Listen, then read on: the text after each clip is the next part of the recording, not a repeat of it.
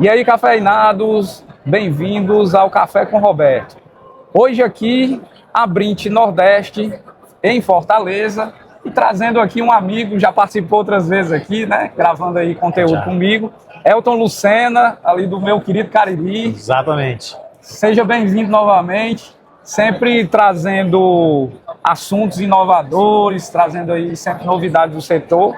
Elton, que é um especialista em orquestração em agência de IA para ISP. Esse é um negócio assim, bem, né? Bem para frente, eu vou dizer, bem nosso interior, né? Me explica um pouquinho do que é que você tem feito. Do jeito que esse mundo tá, todo dia aparece uma profissão nova, né? É isso aí, a gente tem que acompanhar. É verdade. Cara, hoje em dia, a gente vê aí muitas empresas no mundo inteiro, em todos os aspectos. Sim. Né? Até para produção de música, produção de vídeo, conteúdo, atendimento, venda, tudo. Tinha uma frase que alguém falava lá no passado, que é assim: inteligente não é quem sabe tudo, é quem sabe usar o Google. Hoje eu digo assim, é quem sabe também usar IA. É, exatamente, é usar verdade. para um bom propósito. Saber Então, perguntar, saber usar, né? Você está aqui na feira, visitando como empreendedor, mas você trouxe conteúdo também voltado para essa temática de inteligência artificial. Sim, sim. Acabei de fazer uma palestra, inclusive, hoje na plenária técnica aqui na Abrint, falando exatamente sobre isso, né? Sobre a gente organizar a nossa operação de provedor de internet para que a gente consiga crescer, consiga escalar a nossa operação de forma eficiente, usando inteligência artificial, usando processos, usando automações. Quem está assistindo aí, se quiser depois dar uma procurada no nosso canal do YouTube, Elton já participou outras vezes, acho que umas 2 vezes mais ou menos. A gente já falou de postes, já falamos lá do Cariri Valley, né? Que tem lá no Cariri. Exatamente, estamos ali tentando um domínio para o nosso querido Cariri aqui do Ceará. Elton é provedor de internet há muito tempo, né? Acho que mais de 20 anos já, né?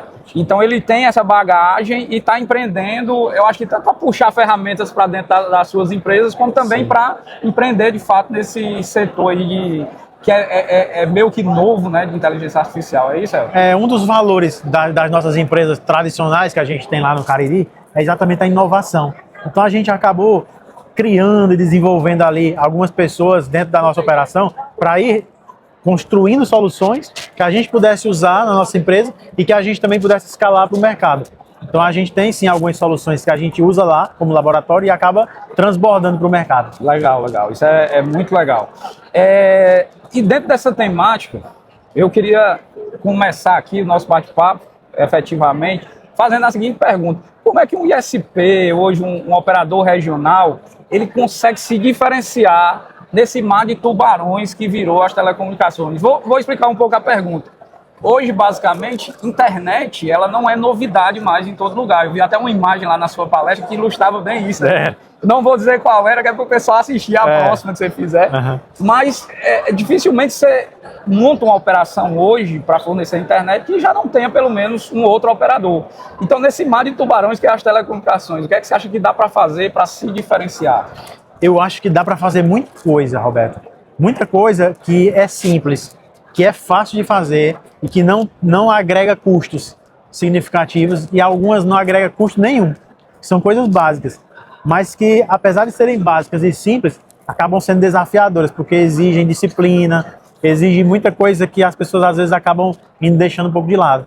Então, alguns detalhezinhos, que você faz um detalhe aqui, outro acolá, acaba fazendo um resultado grande lá no fundo, né? lá no final do mês, por exemplo. Sim. Então, eu acho que sim, dá para fazer muita coisa e muitos detalhes que a gente está deslizando aí, os provedores estão deixando de lado e acabam deixando dinheiro na mesa. Eu vejo assim, o próprio mercado, ele trouxe muitas novidades, como diversos SVAs, diversas empresas de serviço de valor agregado, trazendo novidades para o mercado. Eu costumo dizer assim, hoje, se tratando de SVA, a gente tem mais oferta, inclusive, do que demanda para SVA.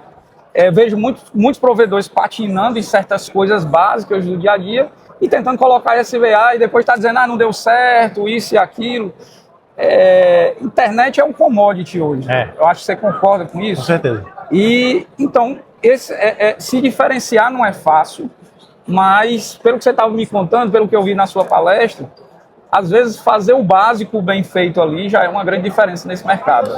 Exatamente. Roberto, você também está no mercado há muito tempo e você sabe perfeitamente que a veia do dono do provedor de internet, na média, no Brasil inteiro, é o cara que gosta de construir rede, é o cara que gosta da área técnica, Eu era muito assim, você também já passou Você por essa instalou a fase. internet via rádio, você mesmo montou Eu uma mesmo anteninha? instalei, pô. Eu também. Acho que todo mundo que é muito antigo começou no rádio, alguns agora na fibra. Né? Exatamente. A gente veio desse berço técnico, né, onde a gente instalava os microtik, usava aquelas versão 3. Como é o nome da versão famosa lá? Tinha umas problemáticas. Ponto 27, não sei o que a gente usava lá. Então, assim, a gente vem desse berço técnico. Então, a gente é muito bom na parte técnica. Eu digo a gente, assim, a média geral do dono do provedor de internet. Só que a gente é horrível no comercial. Nós somos muito ruins no comercial. Se a gente, do provedor de internet, fosse tão bom no comercial quanto nós somos na parte técnica, as operadoras elas iam talvez ter aí uns 20% só no mercado do Brasil. Com certeza. Elas só conseguem alguma coisa no mercado brasileiro porque nós não somos bons na parte comercial. A gente peca em coisas muito bobas. Quando você começa a olhar muitos provedores no Brasil inteiro, você começa a ver erros grosseiros, que poderiam estar sendo resolvidos ali facilmente. Me fala um pouquinho, algo que eu prezo muito lá na minha operadora, na Provinet, é ter aquele atendimento personalizado, aquele atendimento humano e ser eficiente. Me fala um pouquinho do que é que você acha assim, dentro dessa seara de atendimento, o que é que o ISP hoje ele está deixando de fazer, o que ele faz errado. Me fala um pouco aí do que é que pode ser melhorado aí para o setor. Uma coisa básica, atender rápido.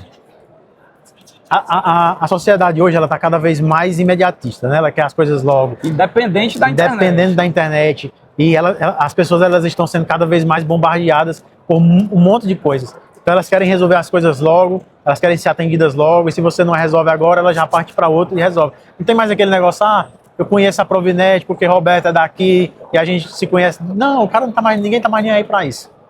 As pessoas hoje elas estão atrás de resolver o seu problema. Cada um está procurando resolver o seu. E a gente precisa resolver logo, a gente precisa resolver rápido. Então, assim, atender rápido. E quando eu falo em atender rápido, é atender em segundos. Não é o cara mandar uma mensagem para mim hoje e eu responder para ele no dia seguinte, 8 horas da manhã. Ou então eu responder para ele daqui a 30 minutos. Isso é muito lento. Estou falando de segundos. Mas o contexto hoje, às vezes, não é tão fácil, né, para operador regional. Por exemplo, ter um atendimento 24 horas, ou ele ter um atendimento muito rápido, às vezes até pela escassez de mão de obra, né? Então, na sua opinião, o que é que o operador ele tem hoje no mercado para que ele consiga ter um atendimento personalizado, rápido, sem deixar de ter um padrão, né? Porque é importante ali também a gente ter esse padrão no atendimento. Eu desenvolvi soluções de tecnologia com inteligência artificial e automação que ajudam desde o pequeno provedor ao grande provedor. Não só provedor, a gente já atende até outros nichos, né, como escolas e outras coisas. E existem várias soluções no mercado já também, não tem só a minha, tem várias. Sim. Que são boas também, Mas tem muita coisa que a gente pode fazer até sem essas soluções de tecnologia, que são o que eu falei, essas coisas, esses ajustezinhos finos ali, esses parafusos que precisam ser apertados aqui e acolá. Mas a necessidade de mão de obra e o custo da mão de obra cada vez mais alto, realmente impossibilita o pequeno provedor de você ter ali alguém 24 horas, 7 dias por semana fazendo venda, 24 horas, 7 dias por semana fazendo suporte. Então tem que correr atrás mesmo dessas soluções. Eu consigo ajudar com as minhas soluções de IA e de automações, mas o mercado já tem algumas soluções interessantes também, além da minha. Sim. Na minha empresa a gente criou uma regra nova, copiando o modelo de algumas empresas aí multinacionais, que é assim, a gente sabe que está muito difícil contratar pessoas, e às vezes a gente contrata, tem todo um tempo ali para treinar aquela mão de obra que não está qualificada ainda. Essas operadoras de internet regionais, elas são de fato uma escola, né? A gente vive isso há décadas, mas a gente criou uma regra nova. Quando a gente precisa contratar alguém, a primeira pergunta que tem que fazer é se a IA resolve. Se resolver, a gente não contrata. Se a IA resolve, não contrata. Mas se ela não resolve, a gente contrata. E um pré-requisito é também que aquela pessoa tenha algum tipo de afinidade, pelo menos, com a inteligência artificial. É o conceito que está sendo muito usado hoje, que é o de AI first. Né? Então, primeiro vamos ver com inteligência artificial se a gente não resolve. Vamos ver com a automação aqui se não dá para resolver. Porque esse trabalho operacional do dia a dia, de fazer essas coisinhas operacionais repetitivas, eu estimo dizer que 90% dá para resolver com automação ou com a IA. E o legal de falar nisso, de automação, é que quem é o provedor regional, talvez começou ali em uma outra tecnologia, depois pulou todo mundo para o MikroTik. Eu comecei um pouquinho antes do MikroTik, você é dessa época, eu sei. Quem usou muito o MikroTik e começou com rádio, o famoso DUD. Sim. Aí já era um IA. O DUD parou de evoluir, porque foi um projeto que ficou congelado ali na MikroTik. Salvou vidas só o teve DUD. gratuito, mas ali já era uma IA não generativa, digamos assim. Hoje o boom, a novidade que se fala são as IAs generativas, né? E o próprio DUD ali, ele já disparava um alerta, você recebia um e-mail, um SMS, ou até mesmo a integração com o Telegram da vida, para você ser notificado via rede. E hoje com a IA generativa, o que é que dá pra gente fazer assim sobre automação? Abre um mundo, né? Muita coisa, cara. Eu tenho muita coisa sendo feita lá na minha empresa que acaba sendo o meu laboratório, né? Mas só para um spoiler aí do que pode surgir no futuro, né? A gente, por exemplo, faz auditoria de atendimento de forma automatizada com inteligência artificial. Então eu sei como é que tem que ser meu atendimento de vendas. Eu sei como é que tem que ser meu atendimento de suporte. Então eu tenho vamos dizer assim, o esqueleto, né? A arquitetura de como tem que ser. Então eu consigo ir lá de forma automatizada e olhar todos os atendimentos que meus atendentes fazem e olhar qual é o nível de aderência que eles estão tendo ao processo. E eu mesmo dou uma nota. Eu continuo pedindo a nota ao cliente, perguntando o NPS, o cliente, aquela coisa toda que a gente tem que fazer.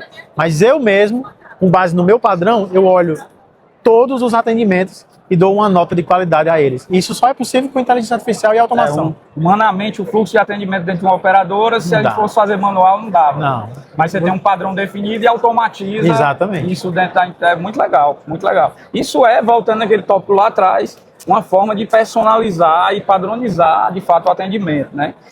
E o que, é que você acha da questão da proatividade depois que você fez o cliente comprar a internet, né? Ele já é cliente da base, o que é que você acha que o ISP tem que fazer em termos de proatividade para ele manter aquele cliente, né? Para ter um pós-venda efetivo?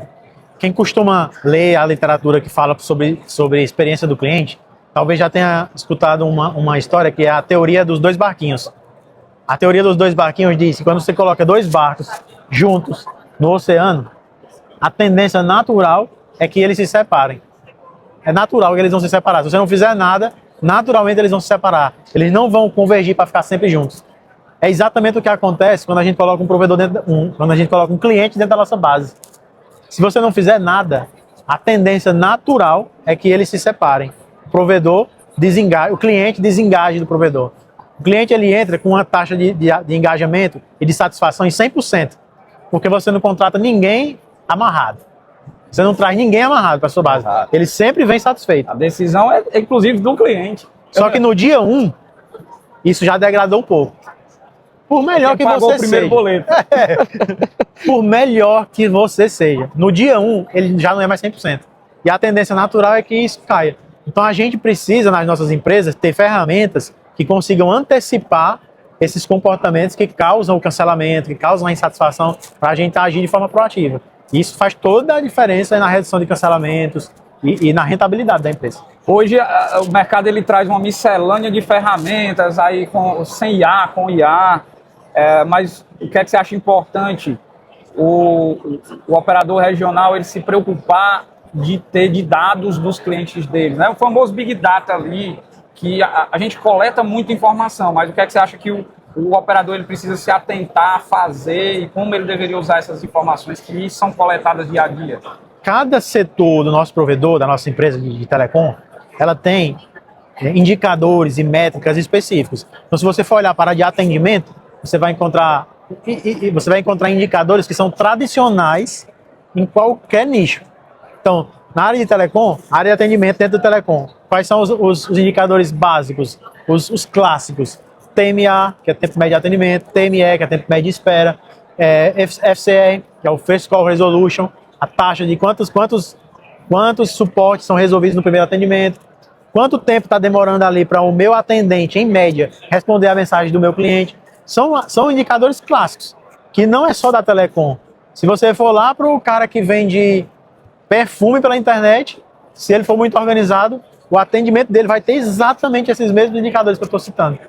Então, é importante a gente olhar para cada área da empresa e dizer, essa área aqui é de atendimento. Antes de eu inventar a roda aqui, o que é que o mercado, dos outros nichos, que não tem nada a ver com o provedor, o que é que eles estão olhando para a área de atendimento? Aí você vai encontrar TMA, TME, TMI, FCR. Aí, Número é número em qualquer número em todo setor, canto. né? Então aí você olha para a área de retenção, vai ter. Se você olhar para a área financeira, vai ter também. Então é só olhar para o mercado e olhar o que é que a galera grande, organizada, que está se dando bem, está fazendo, e só importar.